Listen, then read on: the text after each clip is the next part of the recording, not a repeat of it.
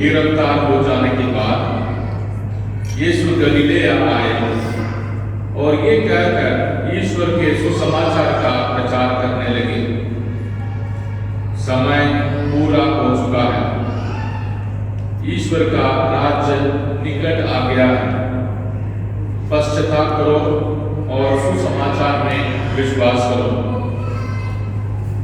गलीलेया के समुद्र के किनारे से होकर जाते हुए यीशु ने सिमोन और उसके भाई अंद्रेस को देखा। वे समुद्र में जाल डाल रहे थे क्योंकि वे मछुए थे। यीशु ने उनसे कहा, मेरे पीछे चले आओ, मैं तुम्हें मनुष्यों के मछुए बनाऊंगा। और वे तुरंत अपने जाल छोड़कर उनके पीछे हो लिए। कुछ आगे बढ़ने पर यीशु ने जबदी के पुत्र याकूब और उसके भाई योहन को देखा। वे नाव में अपने जाल मरम्मत कर रहे थे। यीशु ने उन्हें उसी समय बुलाया। वे अपने पिता जबदी को मजदूरों के साथ नाव में जोड़कर उनके पीछे हो लिए।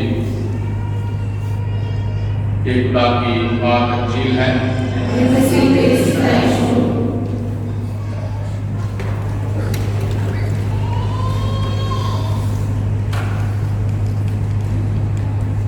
आज भी मेरे भाइयों और बहनों, हम अपनी जानकारी को ताजा करें।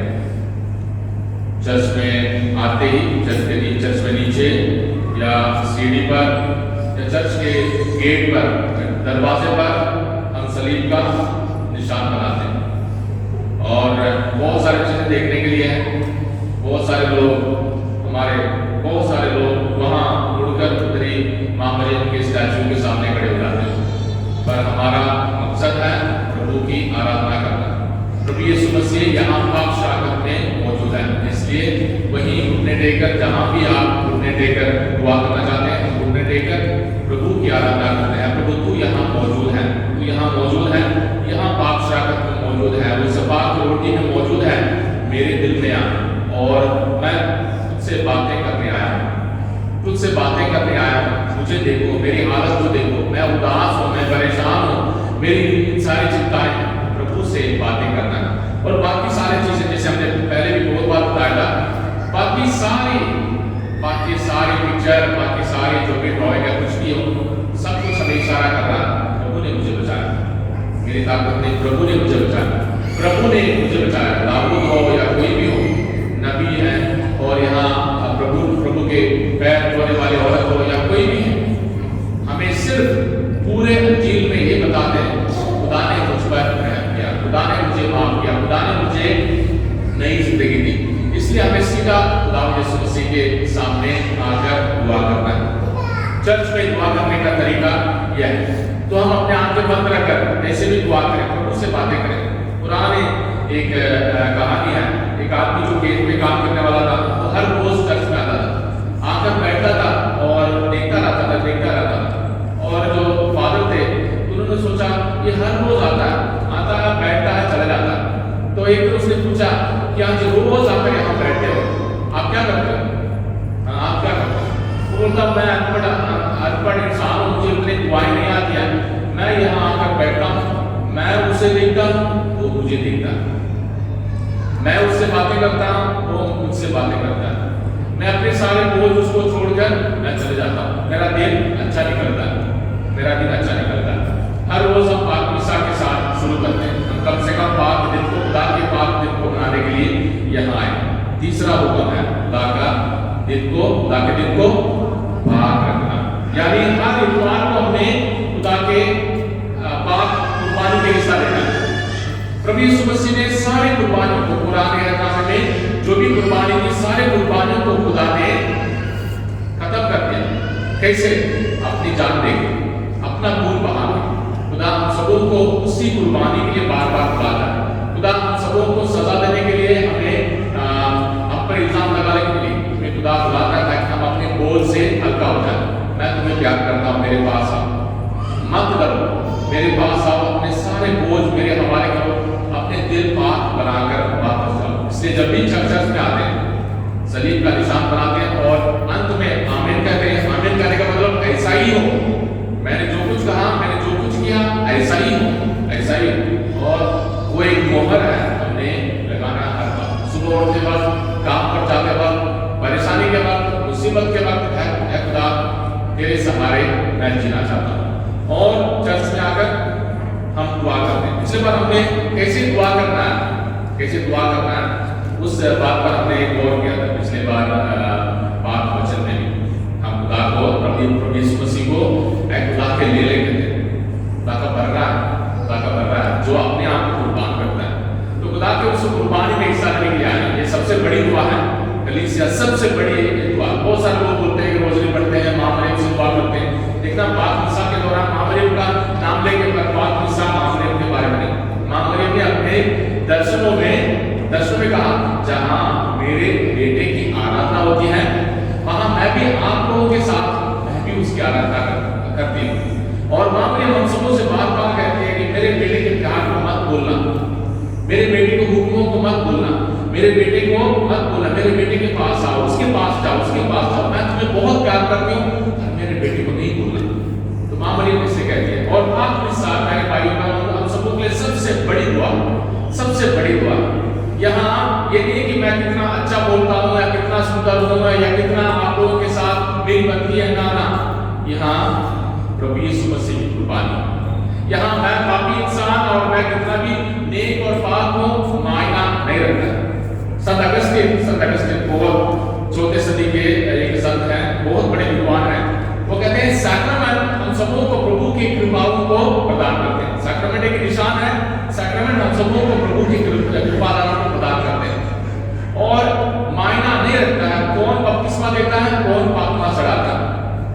अगर पतरस बपतिस्मा देता है तो प्रभु यीशु मसीह बपतिस्मा देता है। अगर यूदस बपतिस्मा देता है वहां भी प्रभु यीशु मसीह बपतिस्मा देता है। तो हर एक सैक्रामेंट प्रभु यीशु मसीह से। इसलिए हमारे पास कौन बैठा है, आगे कौन बैठा है, हमारे रिश्ता कौन है, नहीं मायना रखता। यहाँ मेरा और प्रभु का रिश्ता है, क्योंकि खुदा ने आपके साथ रिश्ता बनाया है। ये सबसे नया विधान है, सबसे नया एक रिश्ता है। इस रिश्ते में प्रभु क्या कहता है कि मैं तुम्हारा हूं, तुम मेरे हो, मैं तुम्हें अपनी जान देता हूं। प्रभु हमारा जान दे देता है, प्रभु हमारे लिए अपना जान देता है, अपनी जान देने के लिए प्रभु तैयार है। ये सबसे बड़ा एक विधान है, सबसे बड़ा एक वायदा है और सबसे बड़ा एक रिश्ता है। इस रिश्ते को हम ताजा करने के लिए हर बार आते हैं। इस रिश्ते को ताजा करना प्यारे भाइयों बहनों हमारे लिए बहुत जरूरी है। और आज बहुत साल में 2 साल पहले इस इतवार को पाक वचन का इतवार ऐलान किया था। यानी हम सबों को हर बार, हर रोज, हर इतवार को पाक वचन पढ़ते हैं, उस पर गौर करते हैं, पर अपने आप को याद दिलाना है पाक वचन मेरे कदमों के लिए क्या है? पाक वचन तेरा कलाम मेरे कदमों के लिए नूर है खुदा, तेरा कलाम मेरे कदमों के लिए रोशनी है, नूर है। यानी पाक वचन को हमारे कदमों के लिए नूर ऐलान करने का मतलब है कि मैं जहां पे अंधेरे में जाता हूं, खुदा का वचन मुझे रोशनी दिखाता है। जब मैं गलत रास्ते में आता हूं, खुदा का वचन मुझे बताता है ना बेटा इस रास्ते, ना बेटा इससे फायदा नहीं है, इससे नुकसान है, ना बेटा ये खत्म हो जाएगा, तब खुदा का रास्ता हमेशा के लिए बना रहता है, ना बेटी ये आदत नहीं। बच्चों को, बड़ों को, हर एक तो हम सबों को इस इतवार को पाक वचन को हमारे लिए वो खजाना बनाना है, वो ताकत बनाना है जो हमें हमेशा मिल सकती है। हमारी ताकत और हमारे पढ़े लिखे होने से कोई फायदा नहीं बनता है प्यारे भाई और बहनों। ये मेरी गवाही मान लीजिए। बहुत सारे ऐसे लोग हैं पढ़े लिखे नहीं थे, जब से उन्होंने बाइबल को हाथ लगाया और धीरे धीरे पढ़ना शुरू किया, 1-2 साल में उनको सबके सामने खड़े होकर पढ़ना आता है, बोलना आता है। उन्होंने भाषा भी सीख ली, पढ़ना लिखना भी सीख लिया और उन्हें समझ में आ गई कि ये मेरे लिए सबसे बड़ी एक ताकत है। तो पाक वचन को हम सबों के लिए एक रोशनी के समान, एक राज के समान, एक खजाने के समान, एक दौलत के समान हमें इस्तेमाल करने की जरूरत है। इसलिए पाक वचन को बहुत सारे लोगों ने अपने घर में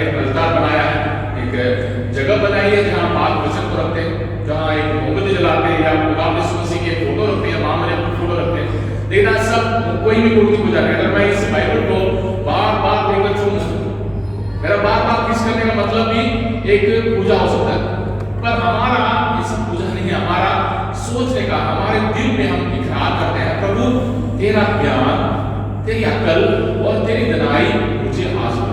इस बात वचन को जिसे मैंने आज सुना वो मेरे दिल में इस पूरे हफ्ते में बने रहे और मुझे रोशनी दे, मुझे रास्ता दिखाए और मुझे ताकत दे, मुझे हर खतरे से, हर बुराई से बचा। यहूदियों ने जब उनके कपड़ों में या उनके माथे पर पाप वचन लिखकर रखते थे, या हम लोग ताबीज बोलते हैं, लोग जो ताबीज बोलते हैं, उसके अंदर हमेशा ये रहता था, इस्राएल याद रख तुम्हारा एक ही खुदा है और उसे अपने दिल से, अपने दिमाग से, अपने पूरी ताकत से उसे प्यार करना। और ये हुक्म उन्होंने हर बार इसलिए लिख कर रखा है, इसलिए बांध कर रखा है ताकि मैं खुदा को ना भूल जाऊं, खुदा का ना भूल जाऊं, खुदा की ताकत और खुदा की मेहरबानी को ना भूल जाऊं। हम सबों के लिए आज के दिन, इस साल हम मार्कुस के अंजील को पढ़ रहे हैं। पिछले इतवार को हमने योहन की अंजील पढ़ी थी, जब योहन ने ऐलान किया था यह है खुदा का बरकत। खुदा यीशु मसीह को योहन, जो डराने वाले योहन ने शाम के बच्चों तौबा करो लोगों को योहन ने चिल्लाकर कहा था, पर वही योहन जब यीशु को देखता है कहता है कि ये खुदा का लेला, खुदा का बर्रा, खुदा का बर्रा। पिछले बार हमने देखा था दो बकरे दो बकरे जिसको लेते थे उनको मारे होते थे। प्रभु यीशु मसीह हम सबों के लिए अभी भी आज भी वो कुर्बानियां प्यारे भाइयों बहनों, जिसे हम काटते हैं, जिसे हम कुर्बान करते हैं अपने पापों के जरिए, पर वो खुश है ताकि वो चाहता है कि हम खुश रहें, हम तंदुरुस्ती के साथ रहें, हम इज्जत के साथ रहें, अपनी पहचान को, असली पहचान को हम भूलना चाहते। आज के पाठों पर हम गौर करें। आज का पहला पाठ योना की नबी की किताब से। हमने तो अच्छी पाठ सुनी है। पहला हिस्सा हम भूल गए। योना खुदा के वचन को सुनता है पर भाग जाता है। योना भाग जाता है। योना वो मशहूर नबी है जिसको मछली खा जाती है, और योना पहले हिस्सा में खुदा के वचन को सुनने के बाद भाग जाता है। मेरी मर्जी, खुदा का वचन यहाँ है, मैं अपनी मर्जी करूंगा। खुदा का वचन मुझे कहता है कि दाएं ओर जाओ, वो बाएं ओर जाता है। खुदा का वचन कहता है कि जाकर प्रचार करो, वो भाग जाता है, वो और कहीं शहर भाग जाता है, और उसके साथ जो हादसा होती है और उसके बाद पश्चाताप करता है और कहता है कि हाँ चल मैं खुदा तुझसे भाग गया, अभी मैं निनिवे शहर जाऊंगा। आज हमने अच्छी जो बात सुनी, जब वो निनिवे शहर में जाकर प्रचार करता कहता है कि 40 दिन रह गए, अगर आप नहीं सुधरोगे आप मर जाओगे। आज के दूसरे पाठ में संत पौलुस कहता है कि समय निकट है, बहुत कम समय रह गया। देखना प्रभु यीशु मसीह भी पश्चाताप करो क्योंकि स्वर्ग का राज्य निकट आ गया। इन पाक वचनों को समझने की बहुत जरूरत है। जब हमने कहा कि खुदा का वचन यानी बाइबल, खुदा की अंजील, प्रभु यीशु मसीह की जिंदगी, प्रभु यीशु मसीह के प्रचार, प्रभु यीशु मसीह के चमत्कार और नए नियम में जो भी किताबें हैं वो सब हम सबों के लिए रोशनी देते हैं। हमें फूट, हमारे बीच में फूट नहीं पैदा करते, हमें डराते नहीं है। खुदा का वचन कभी भी हमारी जो आजादी के साथ खुदा खेलता नहीं है। खुदा हमें आजाद बनाता है, खुदा हम सबों को आजाद करता है, हमारे दिलों को, दिमाग को रोशनी देता है। इसलिए खुदा के पाक वचन को पढ़ते वक्त अंजील में प्रभु यीशु मसीह की जिंदगी है, प्रेरित चरित्र में प्रेरितों के यानी चेलों के सारे काम मिलते हैं, और संत पौलुस के पत्रों में उसके प्रचार है, कलीसिया को जो लिखते हैं, तो कलीसिया की सारी शिक्षा है बाइबल में। तो इस शिक्षा को समझने की बहुत जरूरत है। अभी पहले पाठ में सुना 40 दिन रह गए, सारे मर जाओ। दूसरे पाठ में संत पौलुस कहता है समय थोड़ा रह गया है, इसलिए जो शादीशुदा है ऐसी जिंदगी बिताएगी जैसे शादीशुदा ना हो। ये बात समझने की बहुत जरूरत है। अंजील में प्रभु यीशु मसीह क्या कहते हैं? पश्चाताप करो क्योंकि स्वर्ग का राज्य निकट आ गया। आज के जमाने में ये पाक वचन हमारे लिए बहुत लायक है। क्यों लायक है? हम लोग ऐसा जीना चाहते हैं कि जैसे हम पूरे जमाने हम जिएंगे, पूरे जमाने 100 साल जिएंगे, 200 साल जिएंगे, जितना खाएंगे, जितना पिएंगे, हर रोज हम अपनी मर्जी की जिंदगी जिएंगे। पर कोरोना वायरस ने हिला दिया हम लोगों को, ना सिर्फ हमें हिलाया, ना सिर्फ गरीबों को हिलाया, अमीर ताकत वाले बहुत सारे लोगों को हिलाया।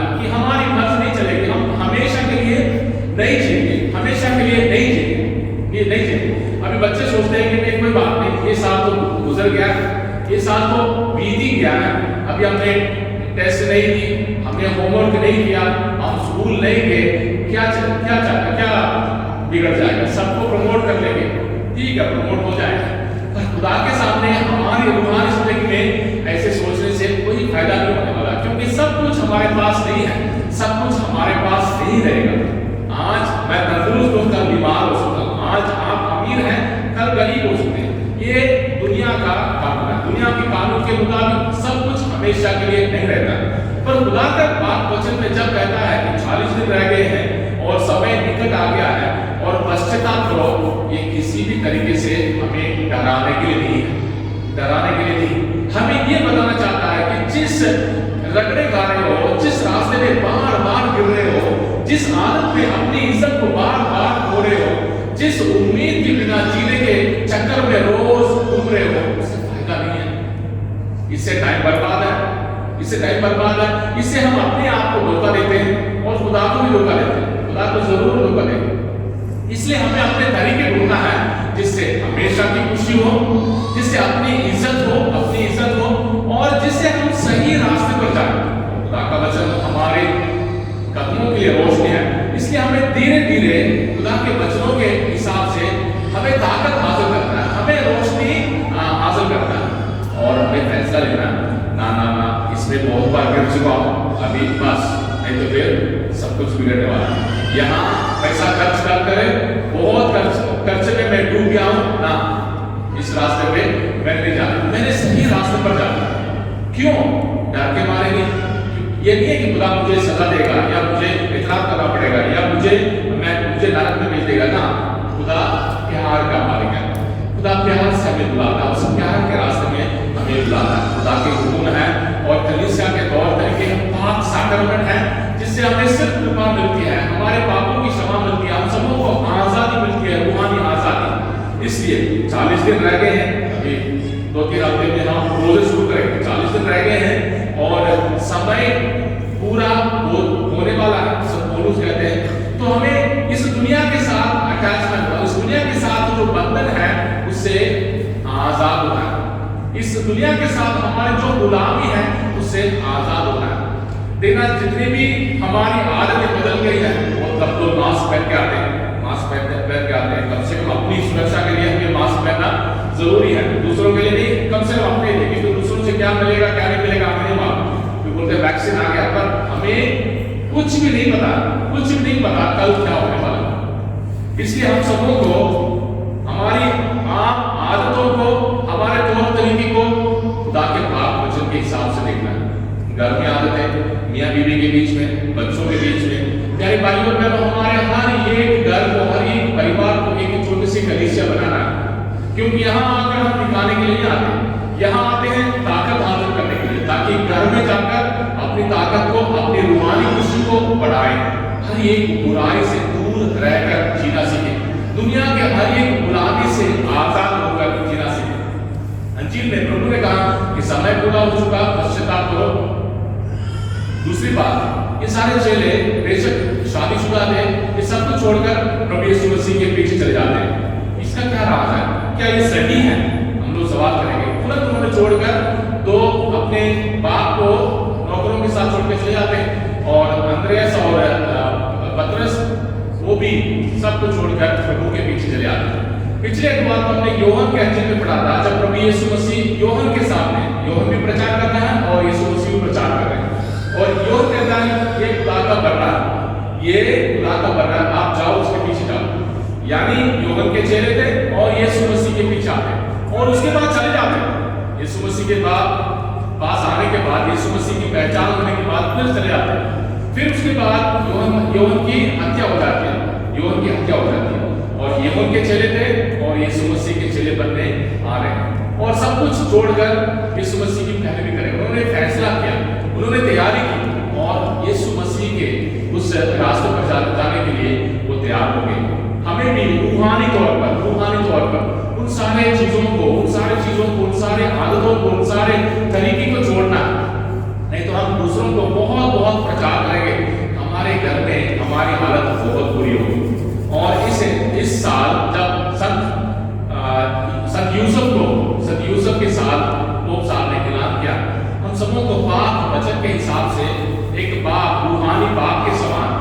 यीशु मसीह के लिए मिला था संत यूसुफ, हम सबों को भी सबक देनी चाहिए। हम सबों को नेक बनना है, हम सबों को सब्र करना सीखना है, हम सबों को दुनिया के हर एक लालच, हर एक गुलामी के सामने हम सबों को फैसला लेना है। संत यूसुफ ऐसा इंसान था जिसने हेरोद के उस ताकत से डरा नहीं, और शैतान उसके सामने काम टूटे और प्रभु यीशु मसीह के उस बच्चे की और मां मरियम की रक्षा करते हुए संत यूसुफ मिस्र भाग जाता है। यानी पाक वचन हम सबों को रास्ता दिखाता, सहारा बनता है। आज हम भी ऐलान करें, घर जाकर बाइबल पढ़ने की आदत है। हाँ, अगर अच्छी बात है तो ठीक है, उसको समझे। अगर कोई भी बात नेगेटिव है, कोई भी बात आपको लगता है कि आज मुझे ये समझ में नहीं आ रहा, उसको समझने के लिए कोशिश करें। उल्टा दूसरों के ऊपर इल्जाम ना लगाएं, उल्टा फूट ना फैलाएं। अब देखना, जो आयत हमने सुना है, 40 दिन रह गए नहीं तो सब मर जाओगे, समय खत्म होने वाला है, पौलुस कहते हैं। और प्रभु यीशु मसीह कहते हैं कि समय पूरा हो चुका, पश्चाताप करो। ये किसी भी बात पर हमें डराने वाली नहीं है। तौबा करो, बपतिस्मा लो, मर जाओगे ना, हमारा तरीका नहीं। खुदा का पाक वचन हमें नहीं डराता। खुशी के साथ आज इस पाक वचन को अपने दिल में स्वीकार करें, अपने घर में जाएं, अपने घर में प्यार के साथ इस पूरे हफ्ते को बिगाने के लिए ताकत और बरकत मांगे।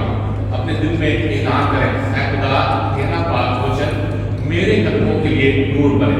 और प्रभु के उस दुआ को बार-बार दोहराने के लिए कोशिश करें, क्योंकि प्रभु का नाम, प्रभु यीशु मसीह का नाम, प्यारे भाइयों और बहनों, हमें हर बुराई, हर खतरे से बचाने वाला है। प्रभु मेरे दिल में आ, ऐ प्रभु मुझ पर रहम कर, ऐ प्रभु मेरे परिवार को आशीष दे।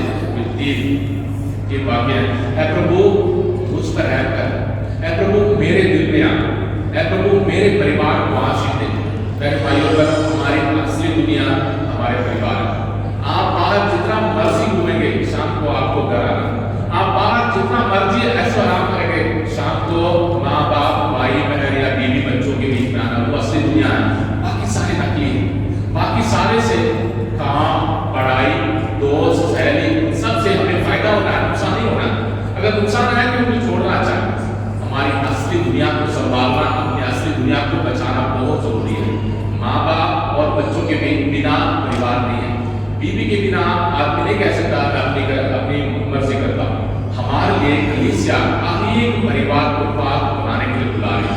हम भी अपने परिवार को कलीसिया के समान बनाएं। हमारे दुख दर्दों को यहाँ छोड़कर जाए, हमारी परेशानी मुसीबतों को प्रभु के हवाले करके जाए, हमारे हर एक बुरी आदत को यहाँ छोड़कर जाए, ताकि हमारे घर पाक बने, नेक बने, प्यार से भरपूर हो जाए।